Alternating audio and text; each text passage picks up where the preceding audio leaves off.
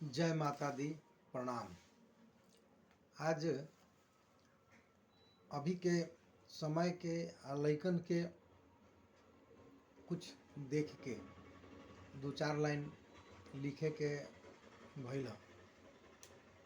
हम कहनी है कि दो चार लाइन लिखल जाओ, बुरा मत मानेम, लेकिन कहीं ना कहीं हमनी माई बाप के भी गलती के चलते बच्चा कुछ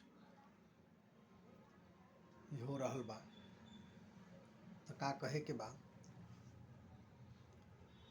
घर के दुलार में इतना डूबल जाता, घर के दुलार में इतना डूबल जाता, डटाइल पिटाइल सब छूटल जाता। आ स्कूल के घर काम बाबू माई बनावता, आ बबुआ पढ़ाई कम मोबाइल खूब चलावता। आजकल के समय में देखी मोबाइल छोट छोट बच्चा चलावता, ऐसे वो पढ़ाई से दूर भइल जाता। अपन माई बाबू चाहे सगी संबंधी के कैसे इज्जत कइल जाला, कैसे रहन सहन होखेला, ये से दूर भइल जाता। ये बड़ा चिंता के विषय बा। तो का कहे के बा कि स्कूल के घर काम बाबू माई बनावता, आ बबुआ पढ़ाई कम मोबाइल खूब चलावता। आ 5 साल में बाबू गर्लफ्रेंड बनावता। आज छोट छोट लइकन के देखेम तो कही कि हमार गर्लफ्रेंड बारी।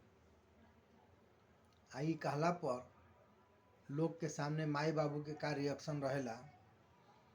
आ 5 साल में बाबू गर्लफ्रेंड बनावता, आ माई बाबू हंसी में लाज छुपावता।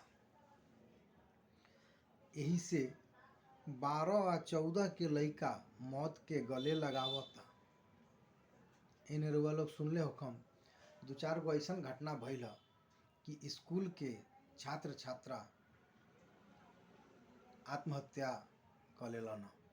बड़ा चिंता के विषय बा समाज खातिर। यही पर 12 आ 14 के लड़का मौत गले से लगावता।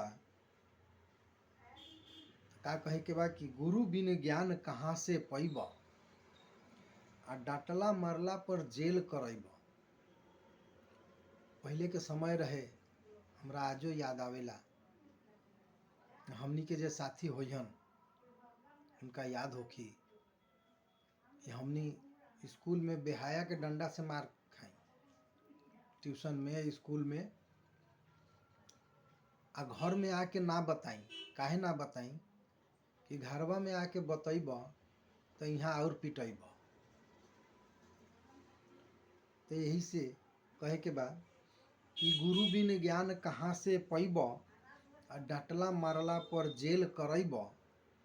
आ गुरु समाज के आईना होले, आ बिन आईना कहाँ साजल जैब, आ बिन आईना कहाँ साजल जैब, आ बिन आईना कहाँ साजल जैब। तो बनल रही अपना भाई अरविंद बिहारी के साथ। राम राम, प्रणाम, जय माता दी।